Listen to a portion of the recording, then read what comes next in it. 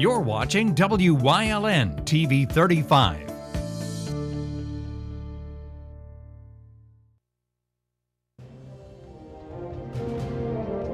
Now, from the area's leader in live local news, this is WYLN News, the area's #1 source of live local news and information in Luzerne, Schuylkill, Carbon, and Columbia counties. WYLN News starts now. Good evening, and thank you for joining us on WYLN News. I'm Julia Wiegand. Governor Tom Wolf held a news briefing this morning to strongly recommend against having any pre-K through 12 sports for the rest of the year. School and recreational youth sports were strongly recommended to postpone in order to protect children and teens from COVID-19 until at least January 1st, 2021. Existing sports guidance was updated to reflect the new recommendations. Wolf said that, quote, "We ought to avoid any congregate settings, and that means anything that brings people together will get us. And we have to do anything we can to defeat the virus. So for now, it's only a strong recommendation, not an order or mandate." The PIAA released a response over the last hour, expressing their disappointment in the governor's decision. They went on to say, member schools worked diligently to develop health and safety plans to allow students a safe return. The PIAA plans to meet sometime tomorrow for further discussion. A New York man's been charged with criminal homicide and other related crimes in connection to the death of Jonathan Hernandez back in June. The Luzerne County District Attorney's Office, in conjunction with Pennsylvania State Police, charged Giovanni Morales Jr. According to reports, Morales came to Luzerne County for a job June 24th and stayed with the victim. The two were seen over the next 2 days at various construction sites in the county. On Friday the 26th, the duo was seen at numerous spots in West Hazleton, where they then returned to Hernandez's home on Winters Avenue. Hernandez was found unresponsive by an employer at the home that Saturday and pronounced dead at the scene. Morales is still at large and should be considered armed and dangerous. Investigators believe he fled back to New York. But anyone with information on his whereabouts is being asked to contact PSP at 570-459-3890. A video was released on Facebook by the family of a man who died after an incident at Luzerne County Prison. The county recently settled a $3 million civil lawsuit with the family of Shaheen Mackey of Berwick.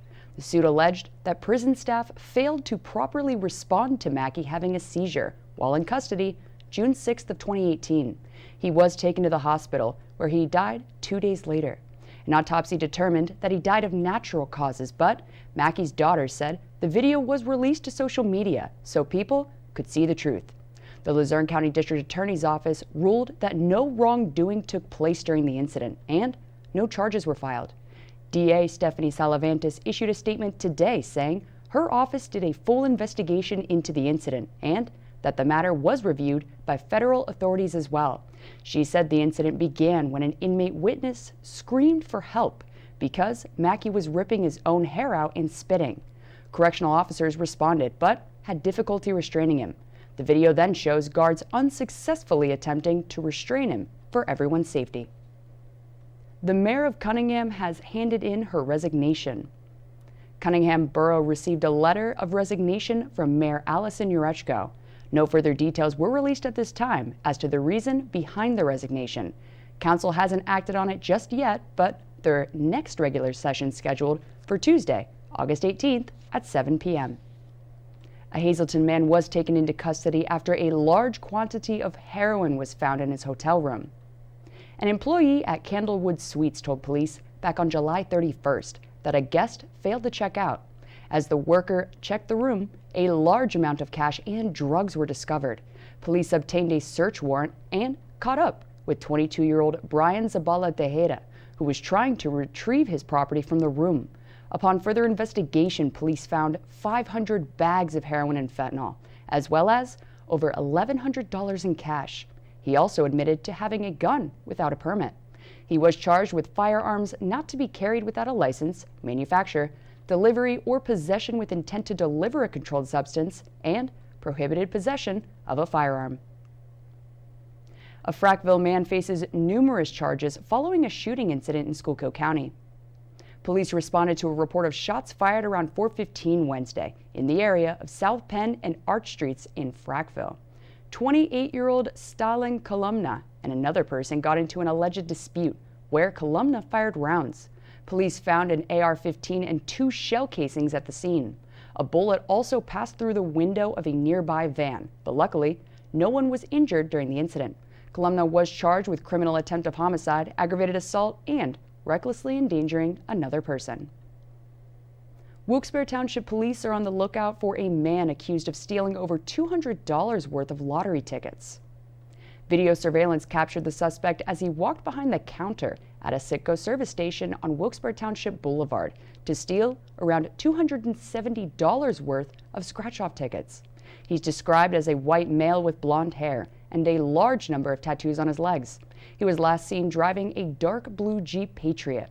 Anyone with information on his identity is being asked to contact the Wilkes-Barre Township Police Department at 570-760-0215.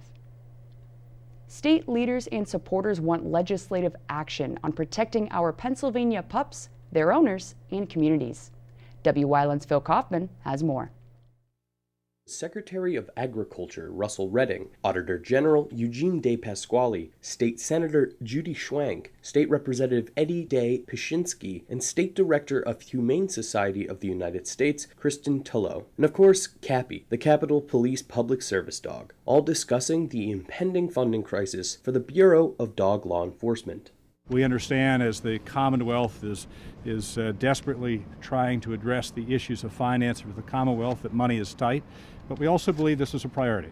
This is a moment when we have to make sure that those animals are cared for and protected, and the services that our Bureau of Dog Law is providing continues. Senator Schwank and Representative Pishinsky have sponsored Senate Bill 663 and House Bill 1504, proposing to bring dog license fees in line with other costs of living increases over the past 24 years. Update the law, update the fee structure, allow all the funds collected by dog law enforcement to go to protecting Pennsylvania dogs, and if that happens, then Pennsylvania dogs will be well protected into the future. Currently, a license for a spayed or neutered dog costs $6.50. The new fee would be $10. A lifetime license for a spayed or neutered dog costs $31.50. The new fee would be $49. Bureau dog wardens have led the charge in shutting down puppy mills in the Commonwealth, illegal kennels that profit over lack of care. The Bureau helps lost dogs find their way home by providing physical licenses that identify that dog as yours. These are critical services that need funding. Without intervention, the department will lose its ability to function next year. These bills seek to lower the age at which a dog must be licensed from 3 months to 8 weeks, the age at which puppies can be transferred to a new owner. This would help increase awareness among dog owners of the legal requirement to license a dog. Ladies and gentlemen, 24 years it hasn't been raised. Ladies and gentlemen, it is $6.50 now. That's less than 2 cents. I'm going to say it again, less than 2 cents a day. Senator Schwank's legislation and my legislation, House Bill 1504, would raise it to less than 3 cents a day. Do you think we can handle that? I think so. Reporting for Wyln News, I'm Philip Kaufman. Thank you, Phil. Coming up on Wyln News, CARES Act funding and COVID-19 testing. But first, we'll take a look at our 5-day forecast brought to you by the Wyln Weather Kids. We'll be right back.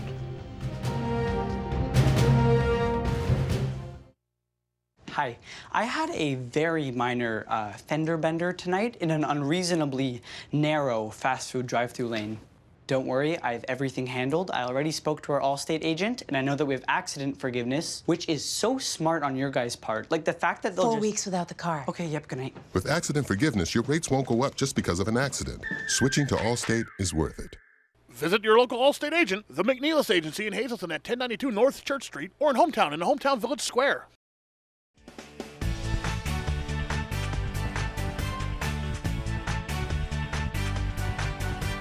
It's me again, LJ. I I'm 9 years old, and tomorrow will be rainy. Get your umbrellas out because it's about to get wet.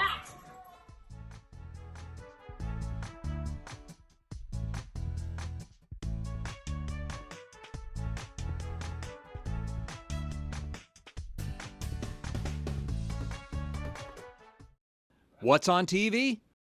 Plenty.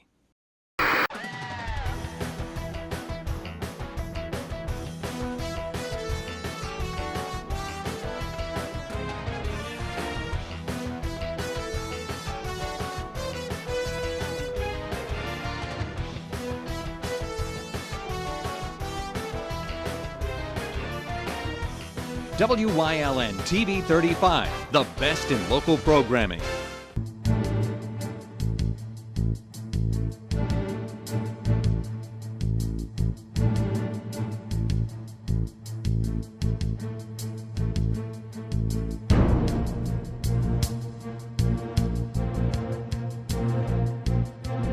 From the bottom of our hearts, the WYLN TV 35 family would like to say thank you to all essential workers for your service to our community and for keeping us safe. Congressman Matt Cartwright hosted a virtual meeting Wednesday to discuss the extent of impact the pandemic's had on the restaurant industry. Regional restaurant owners and managers spoke about their game plan to keep their employees and patrons safe, and how restaurant relief programs could improve in the future. Cartwright discussed his support for the Restaurants Act legislation, which would create a $120 billion restaurant stabilization grant program for the rest of the year. The legislation was already introduced in both the U.S. House and Senate. The second and final rounds of CARES Act grants, ranging from $5,000 to $50,000, will begin for eligible small businesses next week. Pennsylvania small businesses can apply for grants to offset lost revenue caused by COVID-19 and the shutdown order that followed, starting at 9 a.m. Monday, August 10th, until 11:59 p.m. Friday, August 28th. To apply for the COVID-19 Relief Statewide Small Business Assistance Program, eligible businesses should visit pabusinessgrants.com. The Wolf administration and Department of Health highlighted their ongoing efforts to ensure every Pennsylvanian can get tested if they want to. The Wolf administration and Department of Health continue to work on further expanding testing across Pennsylvania.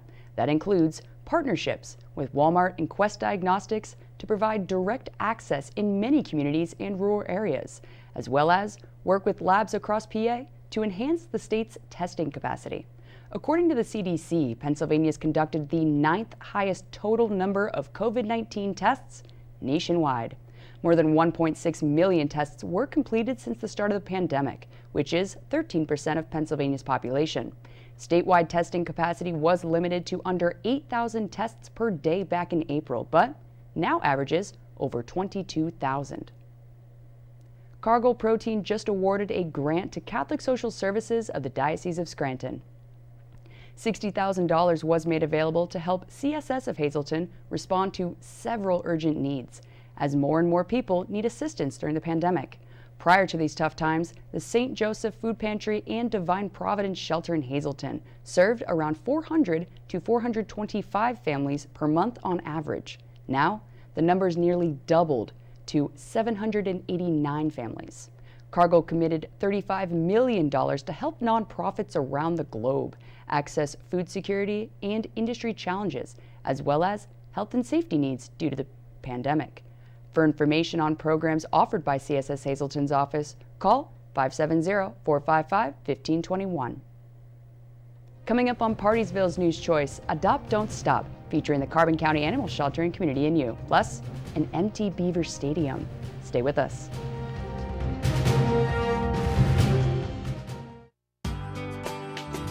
All Care Home Care, providing quality in home care since 1986. Call and see how their team of licensed physical therapists, skilled nurses, speech, and occupational therapists can provide you with exceptional service in the comfort of your own home. They also offer dietitian, home health aide, and medical social worker services. You have a choice in your health care. For safe, friendly, qualified care, call All Care Home Care today and let their team begin taking care of you and your loved ones.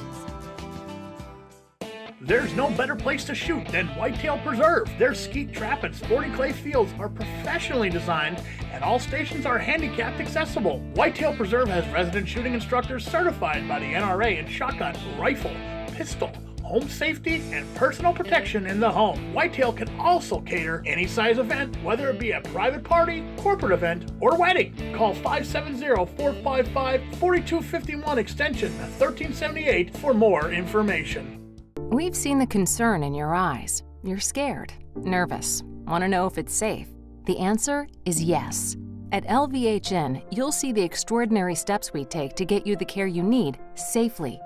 At all our facilities, you'll see temperature checks for everyone, that we sanitize every surface, and yes, you'll see that masks are required.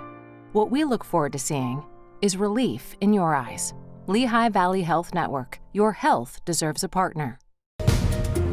Looking for information on the coronavirus pandemic? Make sure it's from a reliable source. Go to WYLNTV.com and click on the Lehigh Valley Health Network banner for the real facts about the coronavirus pandemic. And watch WYLN News live at 5:30 for updates on this ongoing crisis. The source matters now more than ever. WYLN, we're your local network.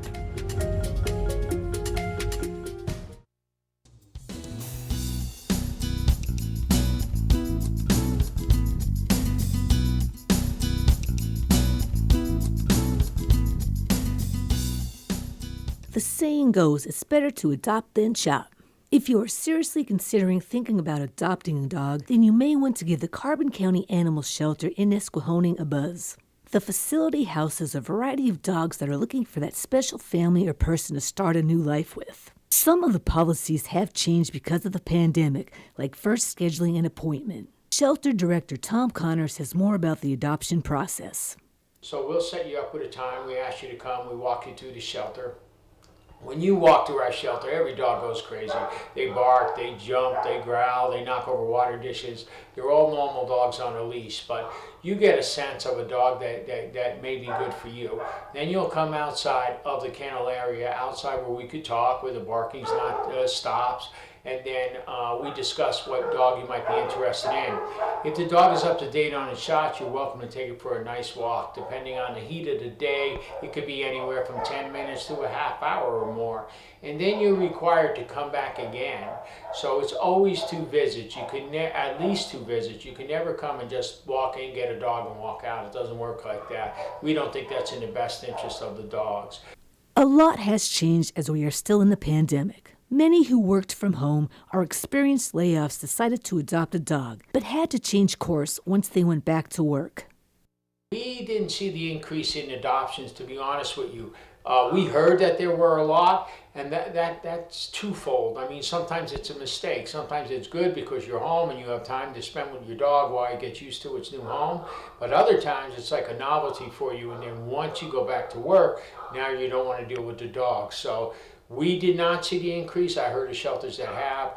We were blessed. We had 2 dogs that got adopted that were with us for 3 years. And in the past month, they got adopted into good homes, and they're doing great. So we're happy for that. That was like a great time for our staff and our friends. So we're happy for those dogs. But we didn't see an increase in adoptions. Longtime residents of the shelter may take a little longer to adjust to their potential new human. Some of our dogs that have been here longer, then we would ask you to make multiple visits until they got used to you and we were sure that it was the right fit. So we work with everybody. We try to work around schedules when possible for people when they have special needs, and we do the best we can to help people get the right dog for them. Many have also found themselves in a situation where they can no longer care for their pet, whether it be for financial or health reasons. Though it may be hard to surrender a dog, it may be in the best interest of the animal, and Carbon County is there to assist. Here's the thing, I mean, if you have a situation with your dog and you need help, call your local shelter. They're there to help you. You know, there are certain ways of doing it the right way, and that's what we want to do. We may ask you to, if you have to release your dog, to hold it for a week or so we could reach out to get that dog a home before it has to come in here. As much as we try to make the shelter a good place for these animals, it's tough on them and it's very stressful. But we work with owners, so we don't want people to feel desperate, like there's nobody there for them. If you need food or you need care, reach out and we'll do our best to try to help you. So we're all in this together, and don't be afraid to call and ask. There are also ways that the public can lend a helping hand to the shelter. You can't adopt a dog, or at this time volunteering is a little bit tough, and they help us with supplies. I mean, we could always use cleaning supplies. Our dogs eat every day, twice a day. We actually overfeed them probably, but it works out good, and they love soft treats. So people can come down and see our dogs and ask what we need, and we never ask for something that we have plenty of. Whatever we get always stays in-house to take care of these dogs. And so if they'd like to volunteer, they're always welcome to give us a call. We'll let them know and tell them what's on our wish list and go from there.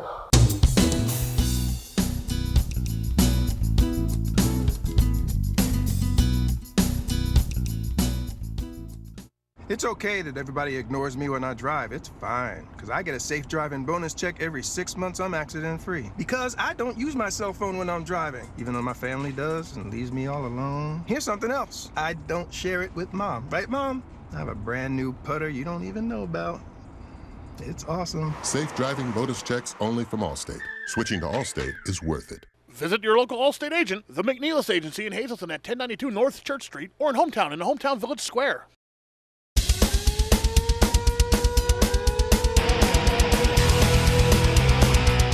Tune in every Sunday night on Wyln from 8 p.m. to 9 p.m.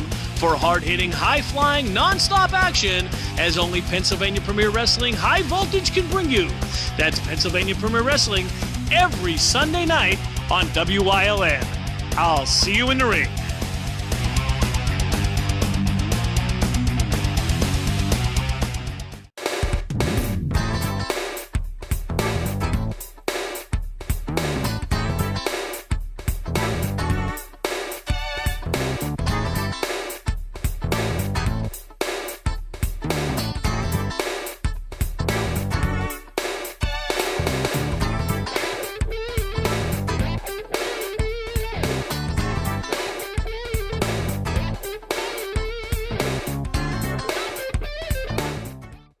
Something is out there. What it is, no one knows. However, since its first sighting, there have been numerous reports of strange lights in the night sky. Some say they are extraterrestrials, flying saucers. But to all of those seemingly unrelated uncertainties, there is one common thread.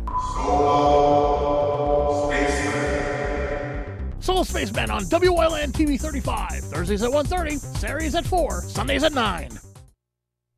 Penn State University officially announced today that fans will not be allowed in the stands at campus fall sporting events. The university's been in regular contact with the governor regarding the return of fall sports. State guidelines limit the capacity of indoor events to 25 people and 250 for outdoor. So, PSU season ticket holders have a few options. They can either get a full refund, turn their ticket purchase into a 2020 tax-deductible donation to the Levy Lamb Fund, or roll the tickets over into 2021 with a guaranteed price freeze. All aboard, passengers. The Lehigh Gorge Scenic Railway's starting back up again in Jim Thorpe, August 14th. And to celebrate their long-awaited return to the tracks, Reading and Northern Railroad's bringing its 425 steam locomotive to run opening weekend. Passenger train departures will be on Fridays at 11, 1, and 3, as well as on Saturdays and Sundays at 11, 1, 3, and 4:30. September's train schedule will be Friday through Sunday at 11, 1, and 3. The caboose can be reserved for up to a party of 6 for a flat rate of $125. Bike trains to Whitehaven will happen August 22nd and 23rd, as well as September 12th and 13th at 9:30 a.m. and 12:30 p.m. 2 more are scheduled on November 7th and 8th, but only at 9:30 a.m. Call 570-325-8485 for tickets, or stop at the ticket booth the day of the train ride. You must mask up while aboard, and extra cars were added so passengers can spread out. That's the news. Remember, the source matters now more than ever. Catch all the latest on our Facebook page or WYLNTV.com, where you can also find LVHN's real facts about COVID-19. Stay with us. A look at today's weather is next right here on WYLN TV.